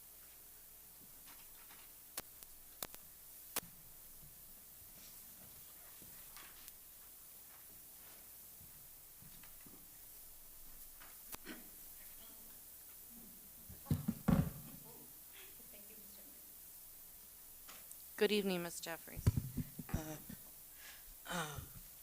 Virginia Jeffries, 236 Brighton Avenue, East Orange, New Jersey. Board President Carbonell, board members, board employees, and members of the public. Good evening. There are concerns on agenda items, resolutions F3, policy number 1, and board meeting locations. I have a question is how long will the board use temporary meeting places such as this town hall to hold public board meetings? Going on to K, Fiscal Planning Committee resolutions. In the general fund report, number 1, construction account extension 2495 on page 64.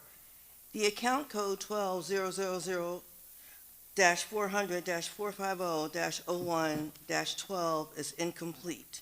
A, why is that? B, what is the complete account code? And C, this was not the original appropriations budget. D, a transfer of $1,634.30 has taken place. And E, where were these monies transferred from? 2, facility services, account extension 8043 on page 64, the account code 12-0040045101-26 is incomplete. A, why is that? And B, what is the complete account code? 3, the District Capital Improvement Aid, account extension 20348 on page 64, account code 12-00-450-01-26-D as in David, W as in William 54, has been completely exhausted. A, where were these monies used? And B, where were these monies transferred to? H, HIVAC Construction Services, account extension 20089 on page 65, account code 12-000-400-13-112-2324. A, what locations/buildings required HVAC? B, what vendors/businesses were contracted to provide HVAC services? Going on to the policy committee, policy number 1, policy 0164, conduct of board meeting. A, what is the reason for there to be 2 separate agendas, one for the work session board meeting and a different one for the regular board meeting? And B, when will the presiding officer cease the practice of the board attorney interjecting and asserting any control at the public portion of board meetings, as there is no role for the board attorney, who has a contractual obligation to only attend board meetings, consult at board meetings, and is not a government official? Thank you. Your time has expired. Thanks. Thank you. I just also wanted to Thank you. congratulate the UTEA in their negotiations. Thank you. Thank you. The fiscal committee chairs, just look into some of the things that were addressed tonight. I will say, that is the board council. So if I need guidance or clarification on a matter, I can engage board counsel in asking those questions. Mr. Buggy, am I incorrect or correct in saying that? Thank you very much. Let's move on. Ms. Luisa Baez.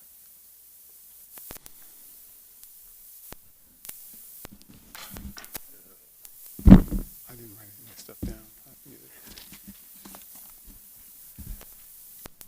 Oops.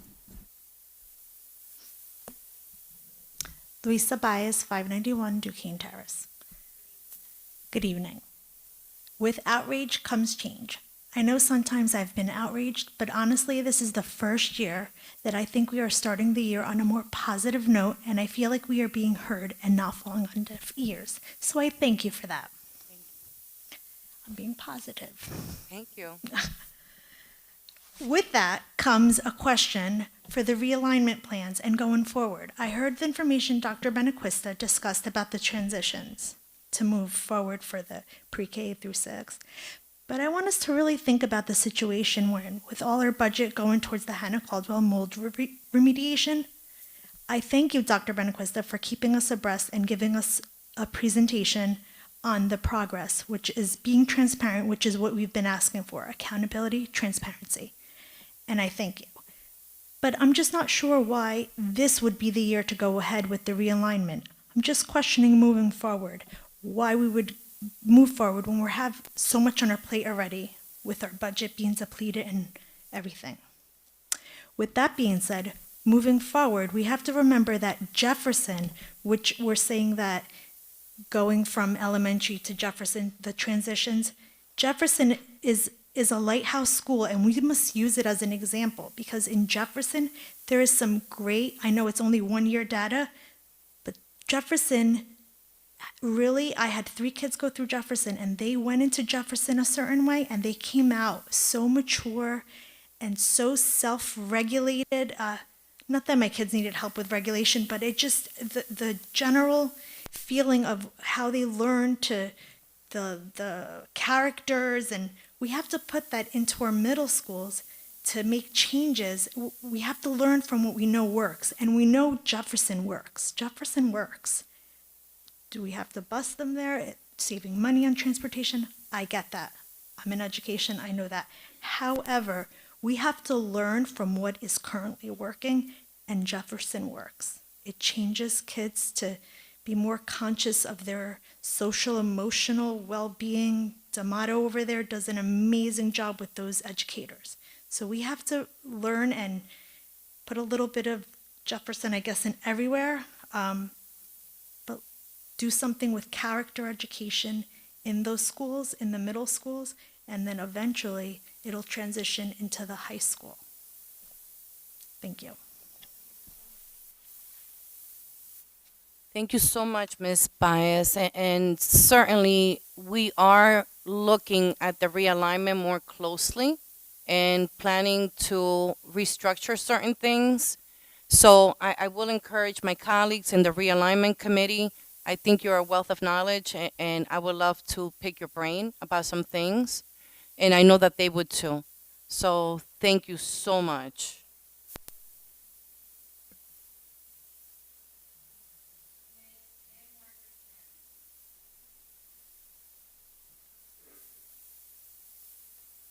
Good evening, Ann Margaret Shannon, 2591 Spruce Street.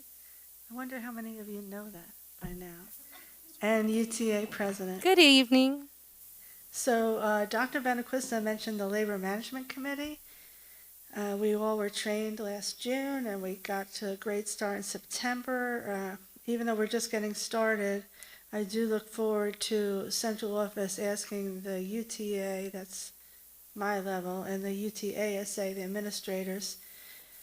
Yvonne Lorenzo is the president of that association. I'm asking, that they continue to ask us for more input on many items, especially including the district restructuring and any potential schedule changes in any of the schools, especially the high school.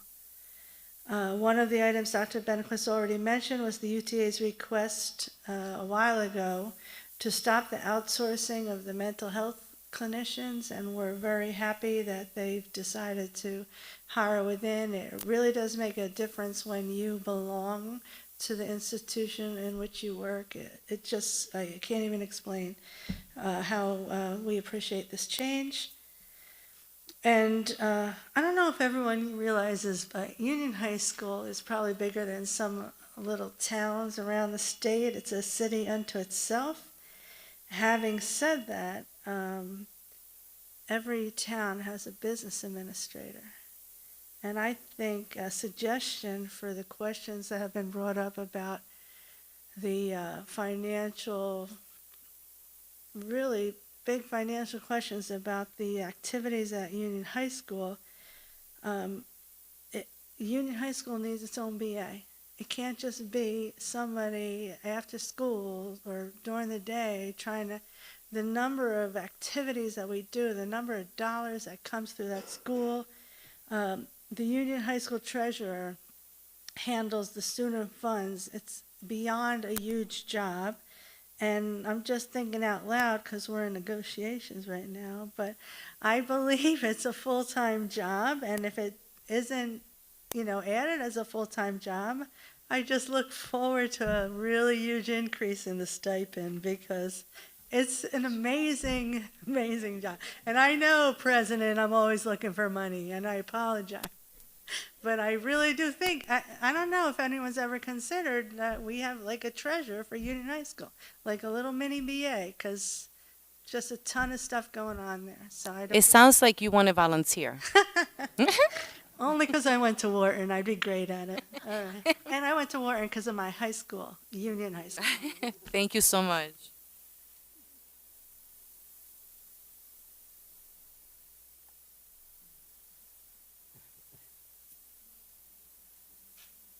Ms. Susan Lipstein. Yes.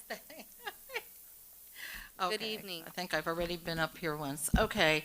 As far as the Education Foundation, we have money to give. We want to give it out. I've asked to speak to Dr. Benequist, so we get everybody on the same page. I know last week he told me he wanted to have the board approve our grant applications. So that probably wouldn't be done until February. Usually we have our applications out for the teachers by now, because you'll see they're pretty intense to fill out. So we will get them out as soon as we can. We've got money, we want to give it out. And that's my hat as Education Foundation person. I put in a request for an appointment with Dr. Benequista, and as soon as he gets back to me with times and dates. Anyway, last time I was here, now I'm going to talk as taxpayer, parent, education advocate. I was here and Burnett had a major issue, and I want to thank Dr. Benequista and Greg Nast and everybody who went and took care of that issue, because I was shown a picture and that floor was repaired and the leak was repaired. And I just want to reiterate what we were talking about buildings. Burnett has issues. It's 100 years old. The issues have got to be taken care of, even if we are planning to phase it out. That's a good 3 to 5 years. And that school needs to be taken care of. And there are certain things that can't wait till you get capital reserves. And Dr. Benequista, where is he? Can't see him. He told me to bring concerns to him directly, and I did. And I'm sure he's going to take care of them. And he knows that I will do what he asks once I know. But that health and safety, the health and safety of the students in this district has to be a priority. I think all of us were a little bit shocked by what we saw at Hannah Caldwell with those pictures, which things that nobody knew behind the scenes. And I mean, I go back a long time. 32 years ago, I came to the board with concerns about the condition of Hamilton School. And at that time, Dr. Caulfield took it under, he repaired Hamilton. The board at that time repaired Hamilton School. And then they went ahead to do a bond for a new school because of the overcrowding. Similar situations to what we have now. But they took care of Hamilton. And it took longer than anybody expected, and I was one of the first people pushing for a bond. And so it hurts me a lot to see what happened to Hannah, because I walked through it with Dr. Caulfield when it was just going to be opened. And one of the things he did, he said, that's going to be the library, because he knew. And Hamilton had a very small library. We had art room, we had music room. We can move ahead. This board wants to move ahead, but they're going to have to take funds, even though we may not want to. That money has to go to repair that 100-year-old school until we're ready to do something else. Excuse me, your time has expired. Thank you. Thank you. Thank you so much, Mrs. Lipstein. Good points. Miss Michelle Zada. Zada?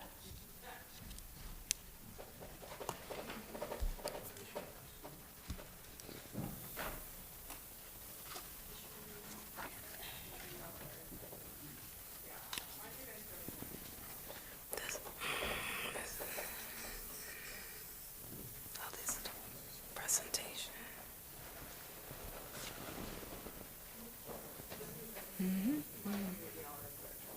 Let's go. Let's go. Yeah.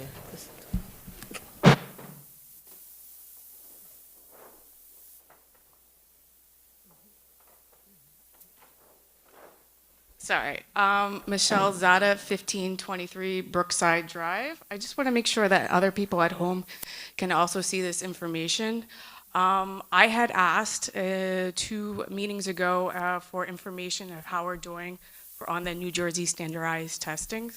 And this is information that's also given out in Westfield, Summit, Cranford. This is a look back of 4 years. So what you're looking at is for Union is on this side, we're in red, and then New Jersey State is on the other side, and that's gray. I want to highlight the green over here indicates pre-COVID. So where we were at before the district, also for the state right there, that's highlighted in blue to give you an indication of where we were in pre-COVID. As you can see, the learning loss has happened as we've gone on. We've steadily, slowly increased. I just want to show you really fast, but the only time that we were above state average was back in before COVID, the year 1819, and that was in 3rd grade and 5th grade. That was the only time we were above state average for that. I was going to show you the math one. And again, I had asked this information, and I actually watched the 5-hour meeting that happened last month, and I appreciate Dr. Regres giving an explanation, but it didn't answer specific questions, and I think the community needs that data, especially the board too. Again, Union is in the red, the NJ State is in the gray, pre-COVID is in the green, pre-COVID is in Ms. the Zada, state. I just want to make sure, this is math now. Yes, this is math. So this is math. So the only time again that you could see the learning losses happened, but the only time that Union has been above state average is in 3rd grade and 4th grade. This is pre-COVID. We have never been able to be at state level. And what this means is this is meeting or exceeding at this level. So again, we should be at the 100 where we're meeting standards, and we're not at all in English language or the math right here. I know this is one data point. I know Dr. Rodriguez had talked about other data points, but this information was never given to us, the community, and to the board. So I want to make sure that this is understood. Do you mind giving the science too?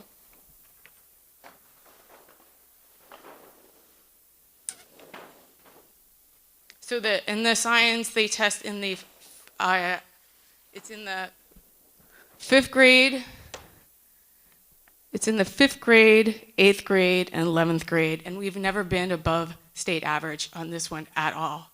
And I heard a little bit where you were talking, we're addressing the science. I know with the reduction of the librarians at the elementary schools and Spanish teachers, we were supposed to get a STEAM education. We never got that. And in fact, there is pre-K in the Livingston Library. Our students haven't had library. My student has only come home twice with books. Battle Hill doesn't have a library either because pre-K is in that with Hannah Caldwell occupying that. So they haven't had library books or media center either. I just learned that our Spanish teacher went to high school. I don't know when or where we're going to get a Spanish teacher. But what I do know is that there's other data points too to show us. And there's iReady that I know had came out. They tested in the fall and in September, and those came out in January.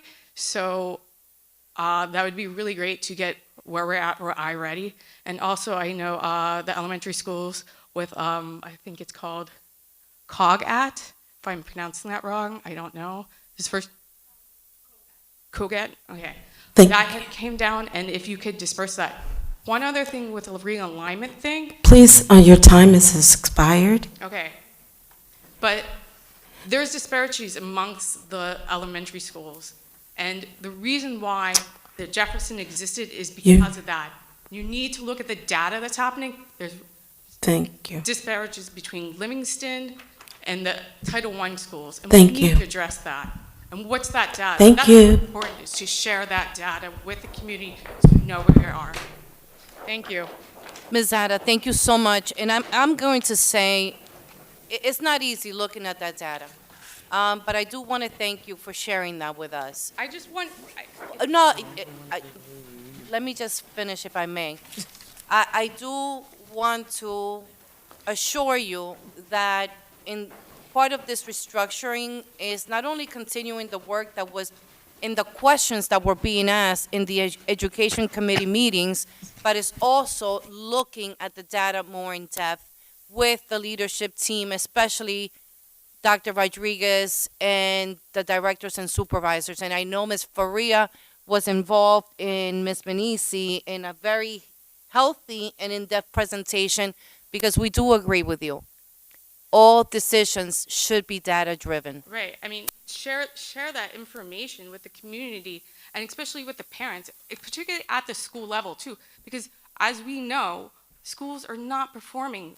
Ms. Zada, with all due respect, I just want to continue decorum. Great. So you had your 3 minutes. Great. I just wanted to let you know. Remember, this is the first meeting after the restructuring, so there is more to come. Okay. Thank you. And I'm going to, yes. Thank you for bringing that. I just want to add something to all the parents who are watching, because I don't know if everybody's aware or not.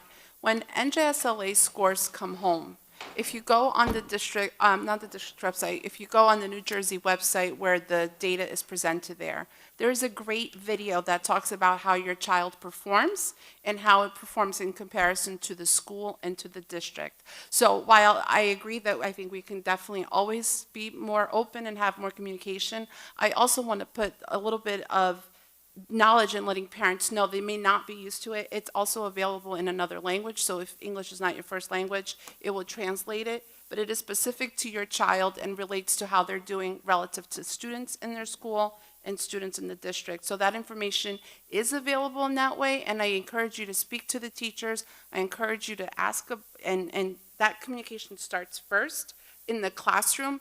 And I just want to say, I know this data is important. I think we all want to really help it see go up. I am confident that is one of the reasons I am sitting in this chair right now, because I want to see improvement and I believe we have the right team for it. But I also, change is slow. And we know that disparities in data are not subject to just ours. We know that socioeconomics plays a big deal. We know that post-COVID, the movement of students in transition from cities and from other environments, this is very different than perhaps maybe another Cranford or Westfield, where the transitions just aren't as much in terms of students coming in and out. This is not to be an excuse, but it's also to understand the full picture. Thank you so much, Ms. Faria. And I do want to say, times are changing. And I hear when you speak about students spending time in the library. So the school of the future doesn't have walls. And actually, one of the things that has come up in studies is if we teach in isolation, students will learn in isolation. But I do agree with you. Literacy is a through line to student success in any content area. So I do applaud the district for beginning to look at literacy and the advancement of literacy more critically. But Ms. Zada, and you just reminded me tonight, so I want to thank you. I do want to do my own plug. There is something called First Books. And when I was young, people have heard of it. When I was young, when my son was young, I used to take the opportunity, Ms. Jeffries, don't laugh that hard, and take him to Barnes & Noble, and that would be our kind of date Saturday situation where we hung out, he was able to explore books, and I wanted him as a math person, you know how us math people do, we literacy, literature is not our thing so much. I wanted him to love reading. So since he was very little, inculcated that in him. I know that we have a reality in our community, parents working sometimes 2 to 3 jobs, working at night when the kids come home, and shortage of staff. So that's what I meant to say when I first spoke. We have to look for different ways. First Book is a federal, I believe, initiative where they offer tens of thousands of free books digitally for students to read for pleasure or in school. And all the teacher has to do is go to the First Book website, create an account, and they will get a code for each of their students. I've gotten 200-300 because I wanted to test them. And I share them with the student body so that we could read books together, but also for those that just want to explore different books and different genres to be able to do that on their own. And they are separated, correct me if I'm wrong, elementary, middle, and high school and beyond. So if any teachers are, watching this televised session tonight, I encourage you to create an account. I am not sure if the parents can do that, but if the parents that are here tonight can just let their teachers know, that's also a win-win. Thank you so much. Madam President. Sure, So- Mr. Cohen. So briefly, I want to thank Ms. Ada for pointing out that the data is an important component of making decisions, but I also want to share that just because there hasn't been a presentation to this full board or a conversation about policy change to the full board yet, the Education Committee has been receiving presentations from the curriculum and instruction staff about their work and their thinking of how we take the existing data and change the instructional program to address some of our challenges. Just last week at our committee meeting, the math and science curriculum director shared with us some conversations that he's having with the staff about how to change the structure of middle school math instruction. That hasn't risen to the level of policy recommendation to this board yet, but we did receive a presentation from him, and he's going to take our feedback and go back and fine-tune it. I assume that at some point in the future we will see a policy recommendation.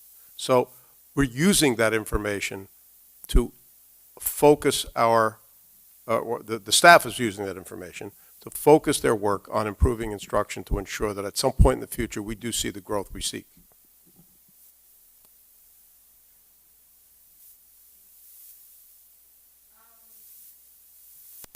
And I totally agree, Mr. Cohen. And last but not least, Ms. Kathleen Burns Myers.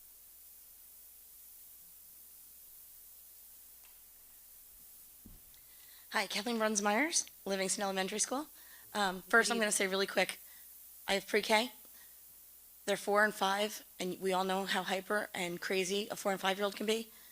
When I read a story, when we read a book in the classroom, you would think that the whole world, like that Disney World, was in our room. I do 2 books a day. I'm only really supposed to do 1, but these kids would stop for 4 or 5 if we could. I have some amazing colleagues right up through 4th grade who read to the kids while they're having some downtime. They love it. You're right, parents are working, so they're not getting the amount of time to do it. So as educators, what we can do to help doesn't matter. If you think that, if anybody's listening and you think that you're too old to read to a story to a kid, you're not. And we just started rhyming in Things book today. Llama Llama, Red Pajama was a big favorite in my classroom. Okay, I want to say congratulations to all the athletes that did participate. I was there on Saturday. My voice is like this because of that, not sick. Because I had my home team from my hometown, I had my kids team from my work town, and I made some friends with some people from Kenilworth. So now I've got some David Verley wrestlers too that I was cheering for. I know that Union High School has amazing female and male wrestlers, so I give a huge shout out. Nice. Late that night, at 9:30 that night after the tournament, and these kids were wrestling all day, this is the email I received from one of these amazing students. Hey, Miss Myers, I just wanted to say thank you for coming to support me and the team today.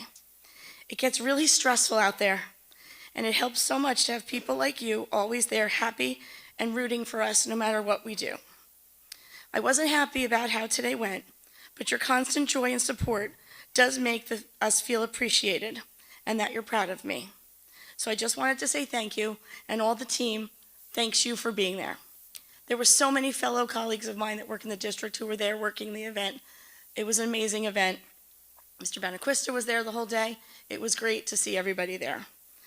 I posted the next day about the awesome time I had, and my post to the world was, congratulations to all the wrestlers. Whether you placed first or last, you are a winner. Not because you got the tournament, but because you had the commitment and the dedication to put yourself out there, all by yourself on the line. To be an athlete is hard enough, but to be an athlete where you're out there, just you and your opponent, with no one to hide between, and you give it your all, that takes such courage. So congratulations again to every athlete that was there. And then I shout out to my own team, sorry. Okay, and then I want to give a positive shout out to colleagues of mine across the district who have outside duty on days like today. Ah. Yeah. There's lots of us. I remember when I would take my son to Jefferson and my kids to Jefferson. I remember going to Kwame and seeing the bus people. I see them outside at the high school. There's outside people in every single school. So a huge shout out to everybody, even the people inside, but to be outside, yeah, it's a little bit more, and it gets our blood going. So thank you all. Have a nice night. Thank you. A warm fuzzy to them. Thank you. I'm sorry, Madam President, if I may, Ms. Bruns-Myers, for all the times you read to my biological baby, may I go to your classroom and read to our union babies? Look, I'm trying to follow the rules.